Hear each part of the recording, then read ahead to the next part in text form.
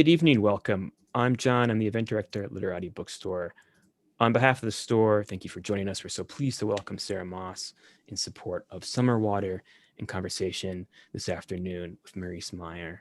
First, a quick overview of webinars. For those of you joining us late, the chat is closed, but you might want to keep the chat window open during the event as I will be supplying links to purchase Summerwater from Literati Bookstore.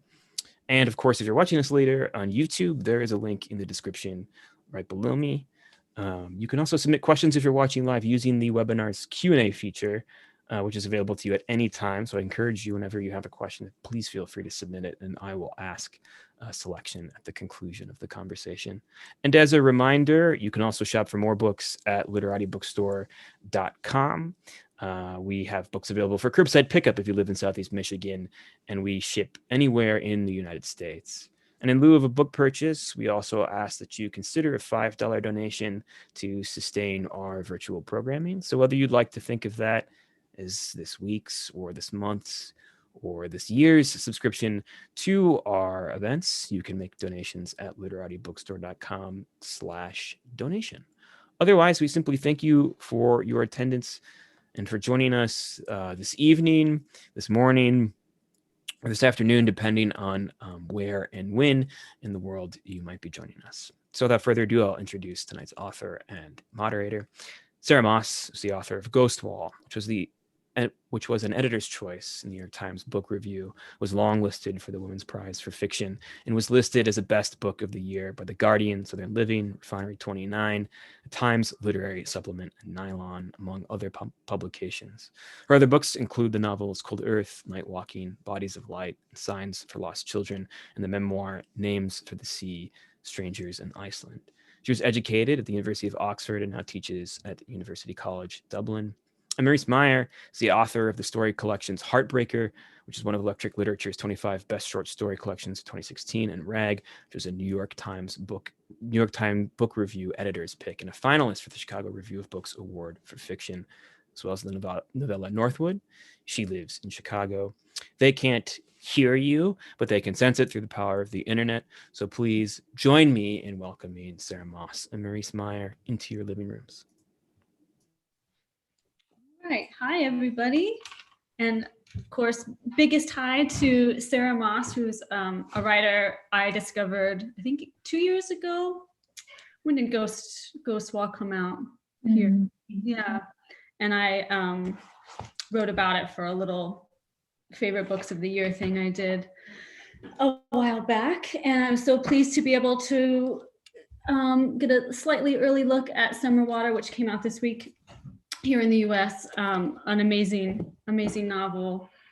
And I think we're going to start with Sarah doing a little reading. One of the most interesting things about the narrative is that it's multi-voiced.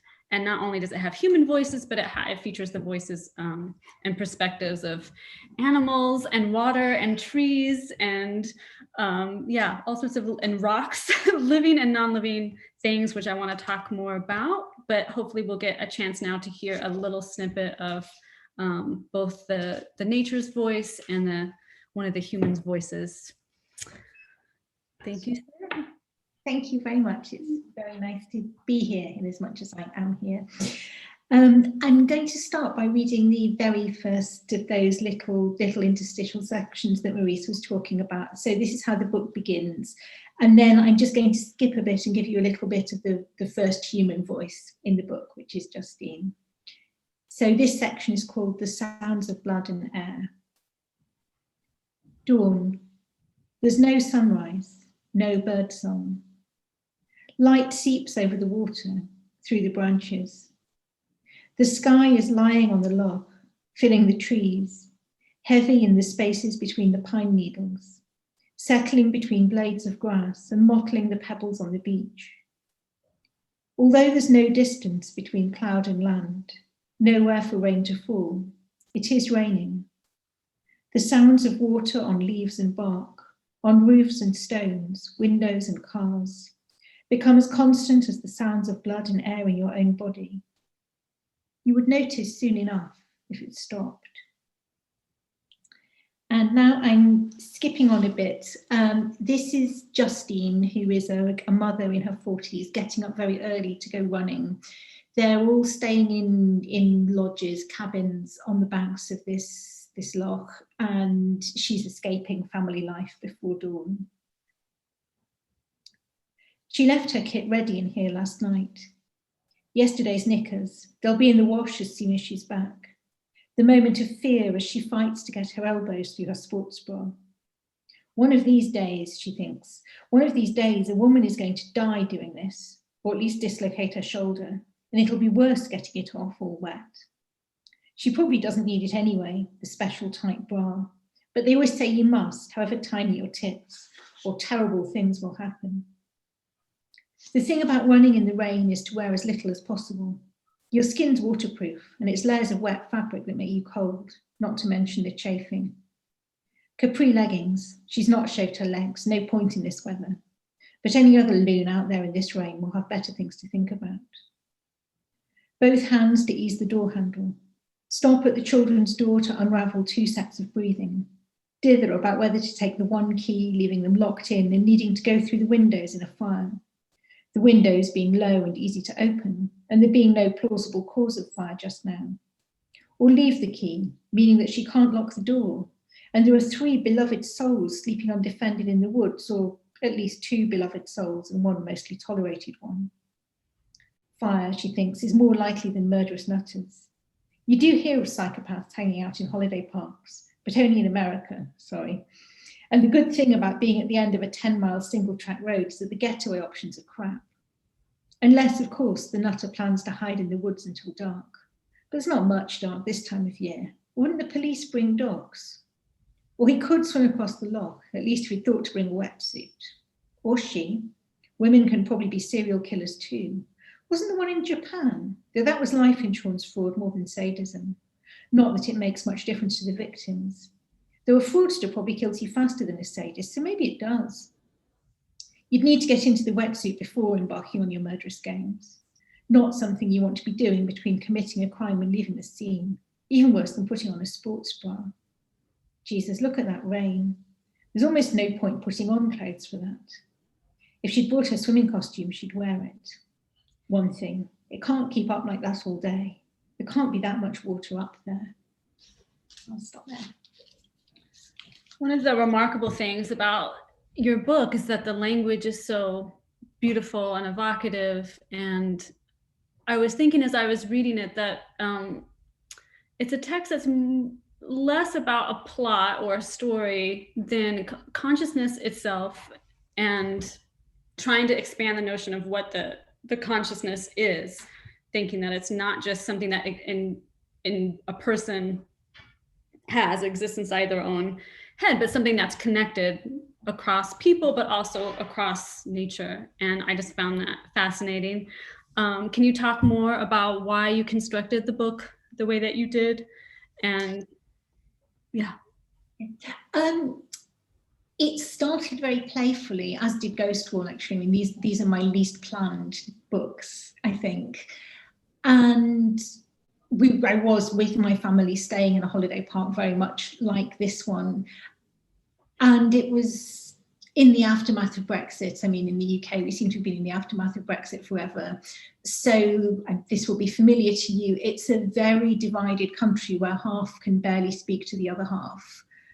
And I was thinking about this very arbitrary group of people assembled in a place where we were quite isolated, and then further isolated by the weather and further isolated by the lack of mobile phone and internet.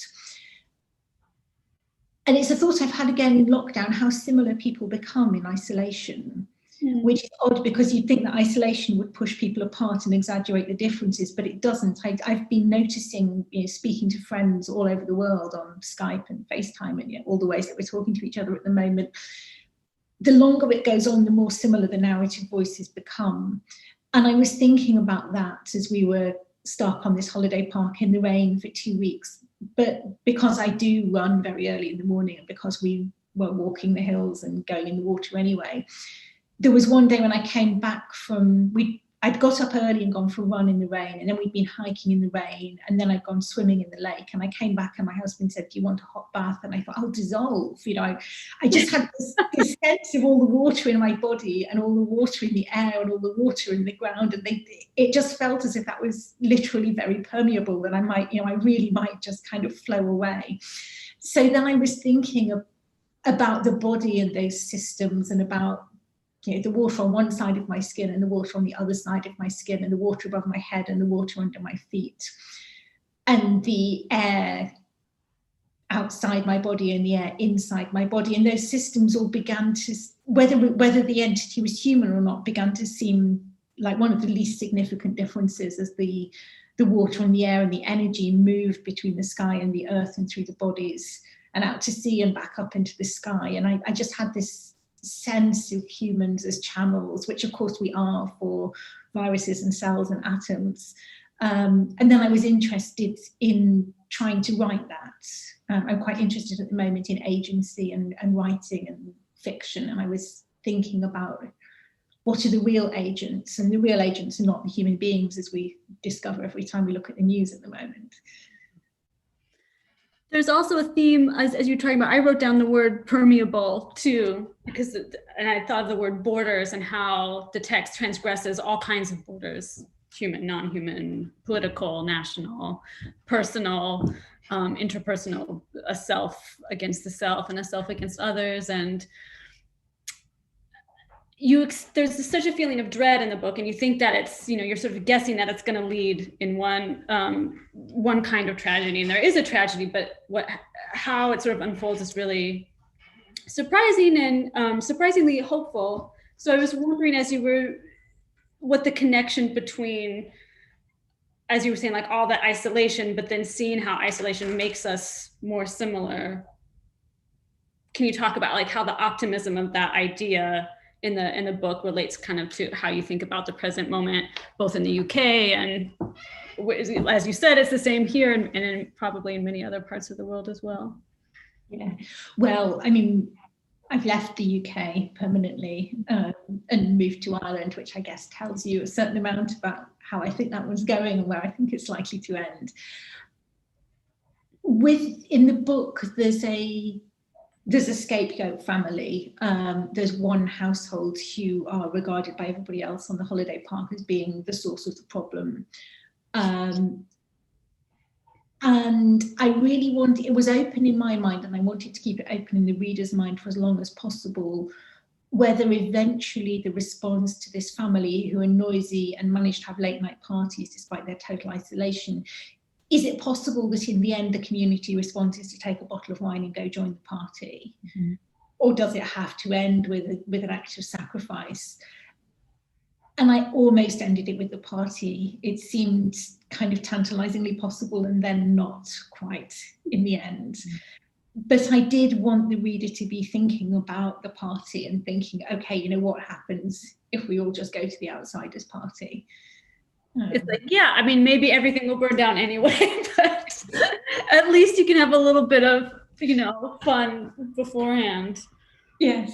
And so with that, with the sense of cautious optimism, there's also a great line, I don't know if I can find it right now, about just the meaning of the history of the bedrock matter in geological time. Like when you're thinking about like how horrible things are in a particular moment, and maybe they're only horrible for a certain group of people or a certain type of beings. So maybe things are like really bad for humans right now, and for a certain species, of course, like what is it, this horrible statistic that 88 species go extinct every day now, or something just like unimaginable. But the sense of like time being so long, and like the earth having a history that's certainly related to human history, but not like humans are decentered, right? If you look at things in a biological sense, environmental sense, we're a great force of evil in some ways, but also even if we're all gone, we haven't been here for most of the Earth's history. We won't be here for a great deal more of it. Was there some kind of sense of like a moral good there, or like of a comfort, I guess, this idea that suffering exists still on it can exist on a geological scale. Do you know what I mean? I do know what you mean. I find the historical scale more comforting because that's a model for endurance. And I said to my kids the other day, and if you look at history and prehistory, more people have lived through epidemics than haven't lived through epidemics. And I think we can say that about war as well, and really any of the four horsemen of the apocalypse.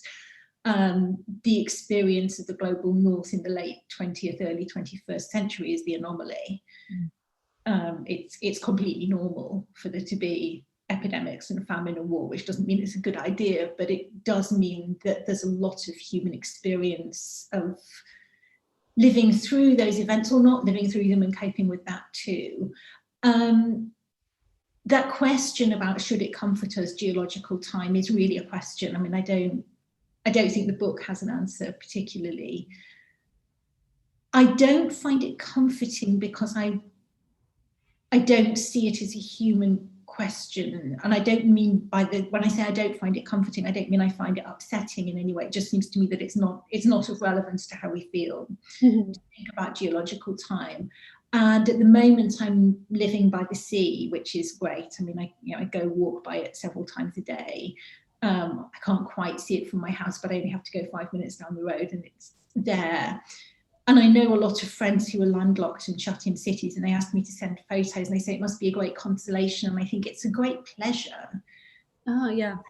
I'm not sure it's a consolation because it's not about me. And to the extent that there's a consolation, it's just that it's not human. It's that I can go sit by it and listen to something that's not human, and I can see light that's not human, and seals and birds. But it doesn't seem to me to have a moral value. I was thinking as I was reading, especially there's a passage about an anthill at the base of the tree and, kind of fortifying itself. And I guess I often think about, trees a lot because I like trees, but also about animals and volcanoes and what we consider non-living creatures. And I think for me, it's not necessarily comforting to think about extending the notion of relationship, of family to non-human things. Partly because all of those things also struggle, which those little sections often point out. Like the deer she's always worried that someone's gonna come and kill her babies, and the peregrine falcon is always on the verge of starving to death. And so, I mean, all of these other creatures, and the trees, right? They're tired at the end of the day too. They get to rest, but then they still have to survive, and they have to fight for their survival. And so I don't feel comforted by it so much as I feel like a sense that like the suffering and the troubles and just the worries about like how to survive, how to live are shared by everything. And it's like, is that a good feeling, or is it just like, why the heck was the world made this way, where it's like everything is so difficult? But the book sort of breaks down this question of like how to live. I kept marking places in the book where the characters were thinking about what was the best thing to do, and then constantly, like, somebody's very stream of consciousness. So each character is going through their day thinking about what they're doing, and then there's so many characters are like correcting themselves, like correcting what they're thinking, not really second guessing the decision, but criticizing them with the voice from the outside saying like, I'm doing this, but like, I know if somebody else was watching me, they would say that this is the wrong thing to do for the X and Y reasons. So I thought that the sense of like the choral nature of the book, also that it's permeable, because even inside your own head, you always have these other voices. The sense of being watched in some ways by the culture, by the community, even when you're alone, you should be free of those things.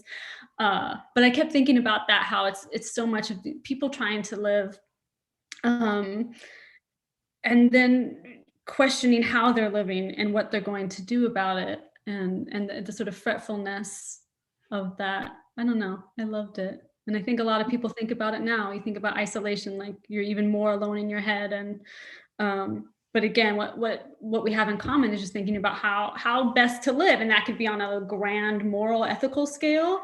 And it could be, you know, what food am I putting in my kid's mouth or my own mouth, or how, you know, how many miles am I going to run, and all of these things. And we internalize those choruses of judgment, but I often say to students, the idea of the authentic self is historically specific, and we do live in community and in relationship. And I had a big argument with some friends a while ago where I said that, I mean, I think this was partly a transatlantic translation issue, but I said shame has its uses. And I think shame in America means something very specific that it doesn't mean in Europe. But I don't always think it's bad when I have an internal voice saying, actually, you shouldn't do that, or that was a bad thing. You know, we do live with each other. We are responsible for each other's welfare and safety. And I very often want to do things that would be detrimental to other people. And I think having a voice in my head that tells me not to do them is probably in everybody's best interest. Yeah, and if we could expand that voice maybe to include these other elements of nature as well. If we could sense them as beings that are affected by the things that we do, and even the way that we think, even the way that we conceive of other non-human creatures, like it does have a value. And you're exactly right that I think that especially in this moment, shame and guilt in America means, you know, somebody judging you as your enemy in a way. And it's like, unless someone approves of everything that you do, then they don't love you, they don't care about you. And I think you're spot on when you say it's part of it's like a communal conscience, which you need. And I think you do a great job in the book. Like none of the characters are perfectly likable people. I think that whole question in literature is ridiculous about whether people should be likable or not. They're not unlikable. I mean, there's, you know, maybe a couple of them a little bit more unlikable than others, but I feel like that, you know, nobody's like tormented in the book in a way that's just sort of overdone. It's all very realistic, and I don't know. There's a great sense of like danger in the book, but also a compassion towards everything in the book, from the author, from the book, from inside the text itself, is oriented to each narrative in a way that seems ultimately benign, I would say. Was that intentional? Did you feel like you wanted to write a book that was weirdly gentle in this way while still being quite menacing? I think one of the interesting things about writing this kind of polyphonic book, but actually it was the case with Ghost Wall as well, is that I'm not really interested in monsters and villains. I think, I mean, we have to be able to say that some courses of action are wrong and some courses of action are unconscionable, and I'm not for a moment suggesting that everything everybody does is forgivable and should be tolerated. But I also think that there's no hope of changing behaviour unless you understand why that person is behaving that way. And it's a sad fact that almost nobody thinks I am an evil person and now I'm going to do an evil thing. People convince themselves that what they think and what they're doing is justified. And this was really clear with the Brexit debate, that to have one half of the nation shouting you're racists and the other half of the nation shouting you're snobs wasn't actually going to solve anything. I mean, you just end up with a situation where you can't go to your in-laws for lunch because they're Brexiteers and you're not, which is quite satisfying in the short term, but it's not going to lead to any kind of resolution. So I think this of Ghost Wall as well, people can behave abominably in ways that are unacceptable and have to be stopped. But you won't stop more people behaving in that way if you don't think about why people are behaving in that way in the first place. And I'm treading very carefully here because I don't want to sound as if I think we should just forgive everything and everybody. And I don't think the books do suggest that. But I also think, in both books, there are horrific acts of violence. And I was interested as a literary experiment more than a political statement in thinking about what it might feel like to behave in that way. Because I think the difference between people who commit unconscionable acts of violence and people who don't is not desire. I think everybody sometimes wants to commit unconscionable acts of violence. And I certainly defy anybody who's had a sleepless baby to say that they never want to commit an unconscionable act of violence. I mean, most of us don't do it, but everybody must want to. Yeah. And I certainly want to kill people reasonably often. I've not done it, and I hope I never will. But it's not that you don't, it's not that anybody can't understand why you would want to kill another person. Right. Yeah. It's just that most of us don't. So I'm interested in that moment of similarity. What is it that stops us acting on those feelings? And I don't think it's moral superiority. I don't think it's that some of us are just born good. It's to do with circumstance and education and background. So in this book, the perpetrator of the unconscionable violence is a child. In Ghost Wall, it's an adult man. In both cases, I want the reader to think from that point of view, to understand the damage that leads to that kind of action without in any way mitigating the awfulness of the act. So yeah, I suppose I want them to be slightly agnostic books from that point of view. Oh, I'm going to write that down. It's a good word. Yeah, I feel the exact same way about, about how, evil is a big word, but how bad things with the capital B exist in literature. And I think what's lost in daily life, especially right now, is the idea of context. It's like if you make sweeping generalizations, you forget the story behind the things that people do. You just look at the act as if it exists, like by itself in some like platonic ideal form.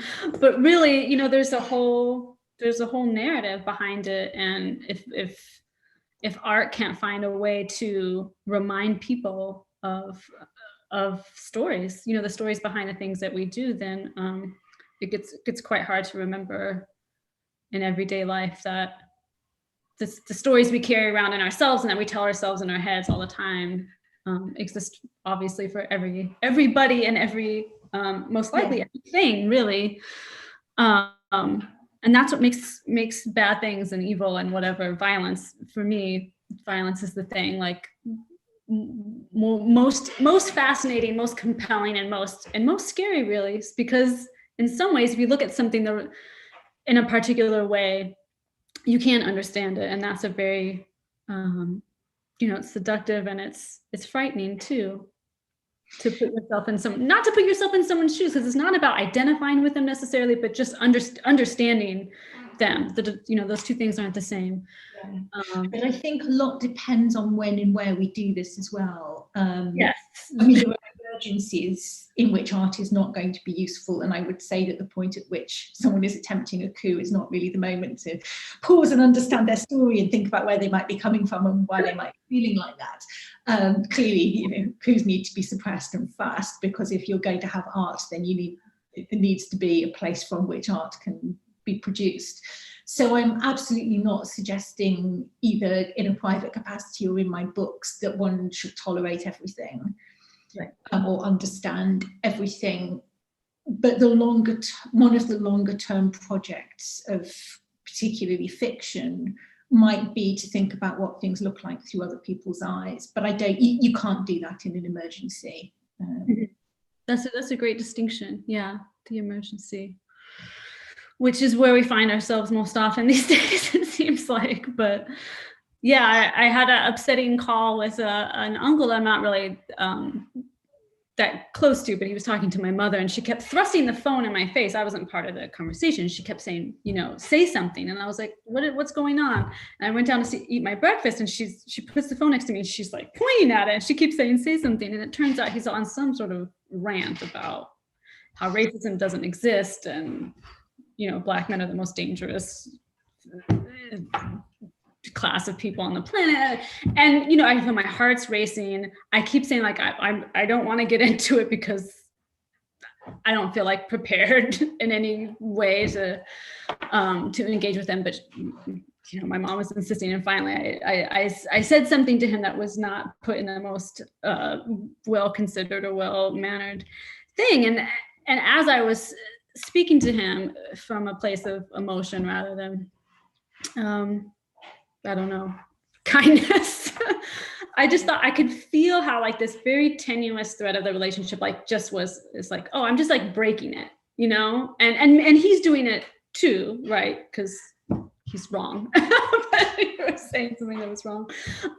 But later I was talking to my twin sister and I was saying like, oh, I should write him an email and say, even though we disagree, I should have found a better way to state my opinion or whatever. And she said, you know what? In those situations, like it's not equal. Do you know what I mean? Like the things that he was saying, like there is violence in the way that's in certain ideas and the ways that people speak. And if you constantly put yourself in the Mother Teresa position, like, well, I'm going to be fair and I'm going to do this. It's like you say, I think I love the idea. Like maybe that was an emergency moment on a very small level. And maybe the right response is anger, is refusal in some ways, even if it traumatizes like a sort of essential familial bond or communal bond that you might have. But it's hard to know when you can push that too far, like you were saying, then, do I never want to see this person again or have a conversation with them? Maybe it's just the momentary thing. And later you can go back. And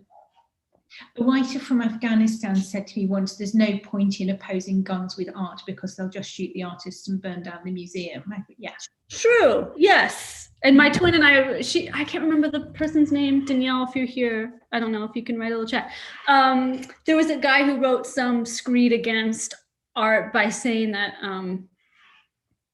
art has never inspired like a great political change or something like that. And that art sometimes pretends that it has this capacity to inspire revolution, but it doesn't on some level, and that the making of art and the consumption of art can sometimes siphon away energy from other types of direct action. And I mean, it sounds wrong. Like when I heard it, I was like, that's wrong. You know what I mean? Like, no, that's right, but that's not what art is for. But then I was like, it's kind of right, yeah. But we can get confused about what how much work something can do, I suppose. Or what kind of work? I mean, what kind of work? Yeah. There's a difference between activism and art. But I know that when I wrote my last novel, which shares some of my real life politics, I did at one point I was like, I'm writing this book in a way to sort of not do something. I'm like writing about someone who like lives the way that I think is probably the right way to live, but I don't live that way. And I did feel like it sort of drained a little bit of the energy. Like I wanted it to be like a finger pointing back at me, but it didn't work that way. It was just kind of like, well, I just like wrote this book instead, and maybe it'll change somebody else's life, but it didn't really change mine. Maybe that's not what it's for. Maybe that's not what it's for. I think my twin, who's the source of all wisdom in my life, probably said the same thing to me. Like, no, it does one thing and you can still do the other stuff, but not through this medium. Let me check our time here. We still got some minutes. I wanted to ask you what are some texts that maybe inspired you for the structure of the book, or for the kind of melding of the human and the non-human elements. I was thinking of Ted Hughes's, wait, that's his name, right? Sylvia Plath's husband. Yeah, earlier I was like, I can't remember what it is. He wrote a book called Crow, From the Perspective of a Crow, and it's one of my favorites. There's a Scottish writer called Kathleen Jamie. She's an essayist and poet whose work I really love. It's very important to me. And she's certainly always in my thinking about writing the natural world in a way that's not sentimental or nostalgic, but is very clear and very perceptive. You can't really write a circadian novel without having Virginia Woolf hanging around in the background somewhere. So she's always there, isn't she? I don't know, because I wrote this quite playfully and as a kind of side project. It wasn't researched exactly. So it was quite free floating from that point of view. Have you read any of Paul Kingsnorth's? Not much. I'm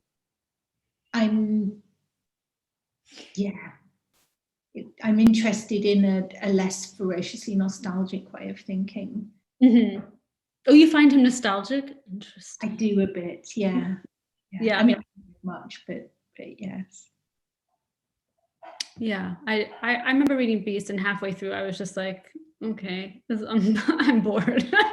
But no, Paul, if you're watching, I love you and you're great, but something a little bit very masculine, like man in nature. I don't know. That's one of the things I like about your work, is that it's a minefield to talk about feminism and you know, what is the difference between a book written by a woman and a book written by a man. But I think certainly in Ghost Wall, in this book as well, there are threads of you know, trying to parcel out the differences in experiences that men and women have, in the sense of vulnerability. Like in this point in this text, men are often in danger as well, but even with the animals, like with the fawn, and you know, protecting her children, and how that, like, being a mother makes you relate to the world in maybe a little different way. And then Justine, the runner, feeling like prey in a certain way. Do you know what I mean? I think that there's that undercurrent in both Ghost Wall and this book, of the burden of that, I guess, feeling in that position sometimes. Yeah. Though Justine's running also lets her feel a bit like a predator. Right, yes, and she wants to, but then there's a sense of like something that might be watching her, and like the inevitability sometimes of violence, like, yeah, something could kill me, or I could die because my heart stops, or, you know. But she's not scared. No. And other people are watching her and one, you know, thinking that she looks crazy because she's like in this powerful, you know, sense of her physical self. And in some ways, the teenage boy is the most vulnerable one, Alex, who takes his kayak out across the lake in worsening weather, because he's all right, but he's overestimating his own power in the way that young men can and do. Mm-hmm. But I think about the difference between that and then, you know, the girl hanging over the water on the swing. And if it had been a boy in that position, still vulnerable, but the same thing could still happen to you. But she's being harassed by another girl. Yes, of course. I'm just, in my own work, I'm always very careful to be an equal opportunity employer in terms of people doing bad things. Yeah, because you don't want that to be invisible, right? The harm. But just, yeah, a sense of sensitivity, I guess, to the potential differences, but then undermining the assumptions. Yeah, about both. Do we have any questions yet? We do, and I'm happy to start those questions. And I also just thank you for this lovely conversation so far, bringing up my own questions that you've sort of already anticipated, but I might try to sneak in one of my own still as well. But our first question is from Peter, who writes, "Thank you so much for the great conversation today. As I listened to the reading from Sarah at the start into Maryse's first question about consciousness, and thinking about what it means to give voice to inanimate things in literature. I'm a fan of it. Rag is a fabulous Maryse Meijer story too. And philosophers such as Maurice Merleau-Ponty, the phenomenologist, argue convincingly to me that consciousness is intercorporeal. Our consciousness is spread out across all sorts of flesh that is human and otherwise. I wonder sometimes, though, what the stakes are in giving voice to things that don't use language. My friend David Abram, I believe, if I remember my undergrad philosophy, that's the environmental philosopher and phenomenologist David Abram, argues that written language especially destroys the agency of non-human life. That might be true, but I suppose my real question has to do with what it means to, quote unquote, give voice to things that are doing fine on their own without a voice. That is, does human language sort of stack the deck against non-humans when we try to get them to express their being through it in literature? Maybe we can't escape this since we are so caught up in language as humans, but is there ever any worry that speaking for things that can't speak is a sort of ventriloquism in which we throw our own voice and put our values forward even when we don't want to do this, thus perhaps harming the non-human world? I don't ask this in a critical way. I'm just often thinking about this and wonder what you two think about it, since you are masterful writers. Yes, I think that's absolutely the risk, and I think about it carefully in Summerwater. I tried not to play its stories, and one of the reasons that the interstitial sections, these little bits about the natural world and about animals, are so short, is because they couldn't have plot. I was interested in whether it's possible to write about beings that we don't understand and whose agency is not in any way like our agency. And that's why I'm thinking about the water cycle and about the respiration of plants and about the existence of the anthill. I mean, the talking animals trope is quite old and very anthropomorphic, but it's much harder to write about a weather system or a water cycle or the biological processes of leaves and decomposition in that way. And that was, I suppose, one of my challenges to myself. Can I represent these in a book without imposing narrative norms and frameworks on them? And I think broadly, I found that at least for a few sentences you can, or at least you can gesture towards it, or you can play with it. I don't know that you can achieve it, but you can't keep it, I can't keep it going for any longer, because the whole point is that there is no story. And as soon as you start imposing story, then you're thinking very anthropomorphically. But you can, I think, note existence and the complexity of existence in the innately human medium of words without imposing, well, not without imposing human frameworks, because we can't think outside human frameworks, which is, of course, our great trouble in life. They're probably not the most immediate one. But that you can recognize that strangeness and that otherness in language, but probably not for very long, not without losing the reader, I'd say.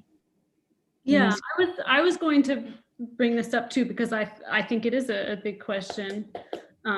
Peter, thank you for your question. Peter, by the way, is my brother-in-law. He's a philosopher, and a phenomenologist, and writes a lot about animals and animal ethics and stuff. Brilliant person. He just also had a book come out.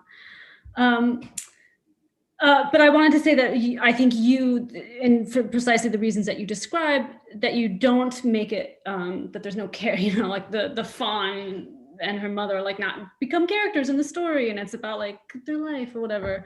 I love what you said about the complexity. You point to the complexity. And so it's a way of like not using these other creatures, for the purposes of the text, but just to say there's all, like, here's all the complexity in the narrative itself.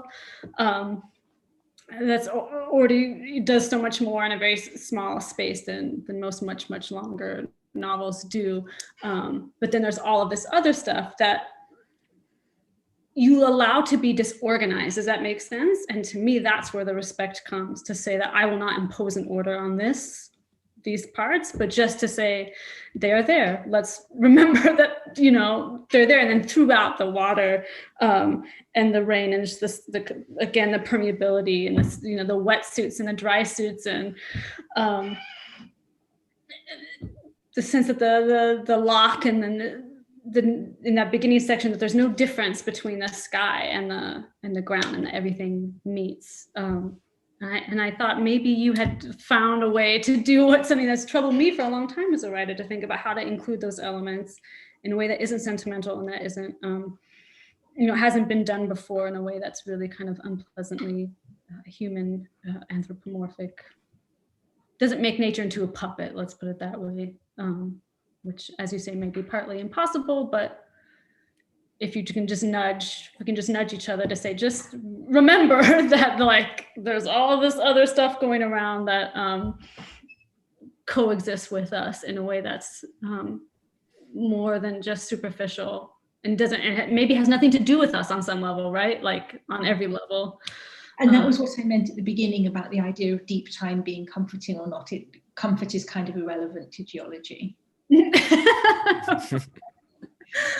Although maybe the rocks, like, I don't know, maybe the rocks are your friends in some way. They're not. They don't in my desire for everything to be about me. I wanted one creature to come say hi here. Just a second, if I can find him. I was thinking about the book. I read the overstory. Here I am talking about other people's books in a negative way, or I tried to read it because when I was writing a book that features trees, everyone was like, "You should read this great book," and I just could not get through it because it's the same book that's written from the perspective of elephants. Can't remember who wrote it, but the idea of trying to talk in the voice of the tree. No, I don't know how to make it work without it sounding like the Jedi Master or something like. And to the people, it's just like. Yeah, I couldn't do that for 1,000 pages. But we can use actual puppets. Yeah. I remember being on a plane once when I bought this in Prague from this old shop. And I hate puppets in general because they're creepy, but I saw him and this is a non-creepy puppet, it's a really good soul. And I was on the plane and I had the fox on my hand and I was so delighted with him. I just wanted everyone else to be delighted with him too. And I kept making him stare at people and everyone was just like, they're just so annoyed. There's this girl with this puppet and she's demanding our attention and it's really obnoxious. And everyone's just like, no, I refuse to engage in your childish fantasies. But the steward on the plane, he got it immediately. He saw the fox and the fox turned to him. And he addressed the fox the entire time during the flight as sir, and offered the fox food and a blanket. And I remember just how good it felt to have someone else play along, but in a deep sense. And it made me think when I was reading this book of how, as a writer, you kind of you just want people to play along for a little bit, but also to challenge you. You do also want those people giving you the side eye on the plane, what the hell are you doing? You're ridiculous. You need that too. You need all of that.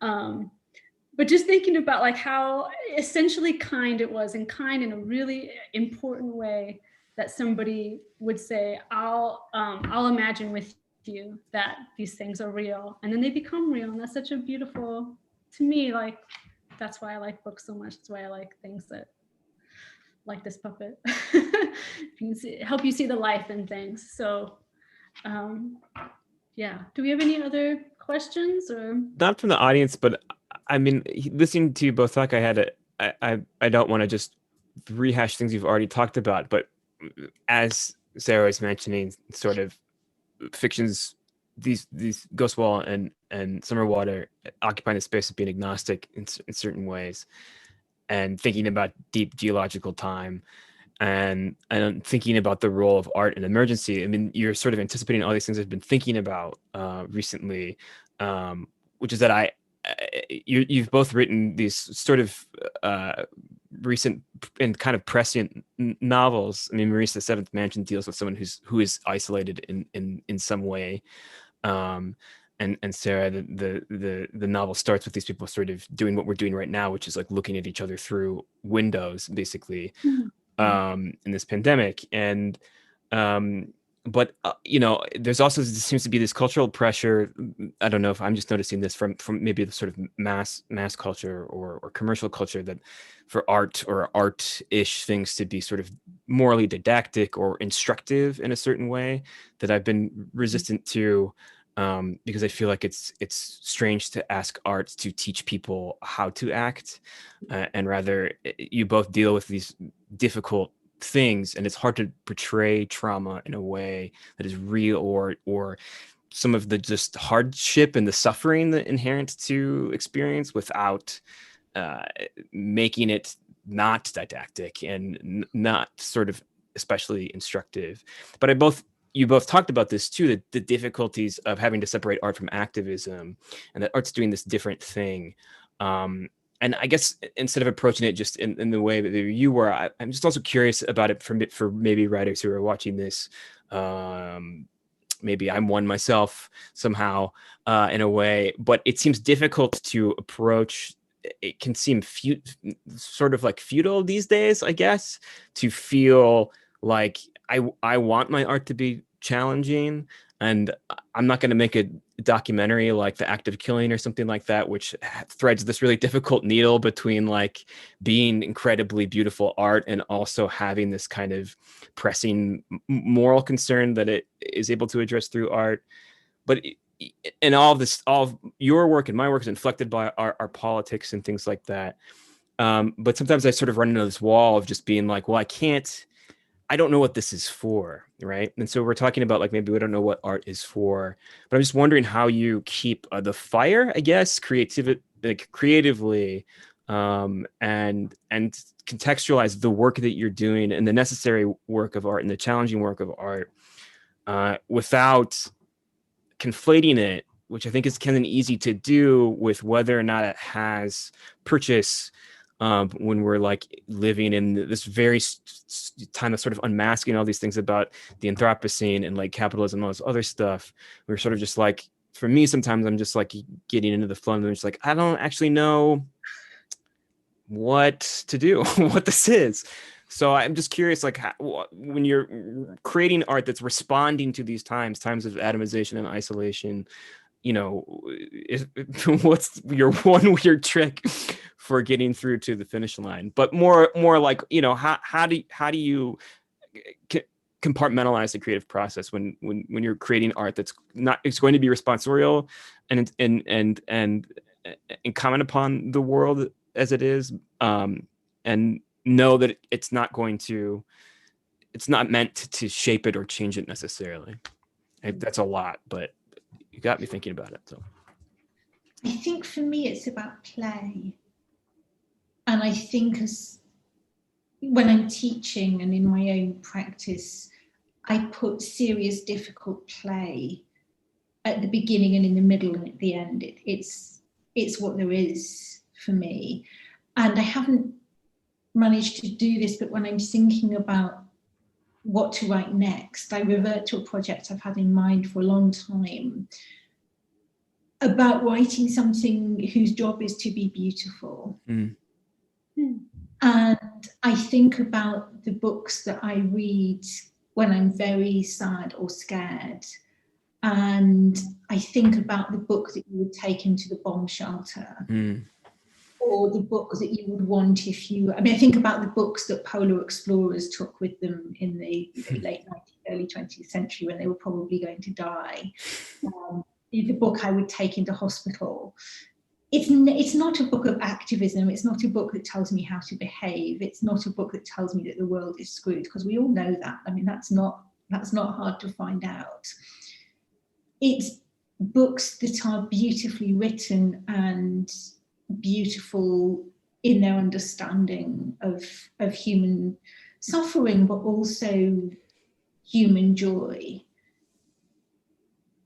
And as I say, this is a long-term ambition that I keep kind of circling and going back to and playing with and then wandering away from and writing something else. But certainly everything that I've written in the last few years has started from a position of playfulness, which doesn't necessarily have to be fun.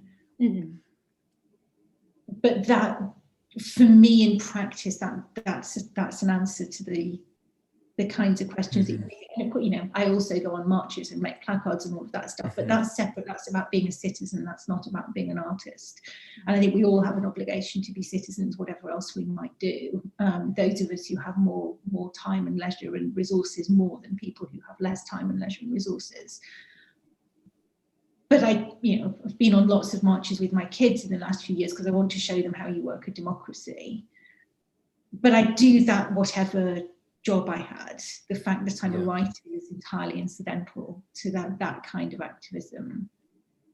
Is that an answer to your thoughts? Yeah, I mean, it makes me incredibly energized to think that maybe what I should have in my head or what someone could have in their head when they're writing is like what I want to give someone on the HMS Erebus and the HMS Terror. That's definitely more motivating, I think, than whatever else is plaguing me, and a truly beautiful way of thinking about it. So thank you. I think that you don't have to think about writing as like you're creating this thing that's responding to these other things. I had a professor in my MFA program who got really mad because none of my work was about 9/11. That it not only wasn't about it, but it didn't mention it. And she just like, it's impossible. Like, you can't be a writer. And just like, she thought I was ignoring like political, because my work is, I think is largely seen as like apolitical in the content of the pieces, right? Although people make it political. And that was my whole like response to her, was just like, well, I'm a person who like lives in a post 9/11 world. So the work is already, everything's already political. So you don't need to put this other layer on top to say that my work is about these things. Like, everything's about something. And whether or not you put that in there, if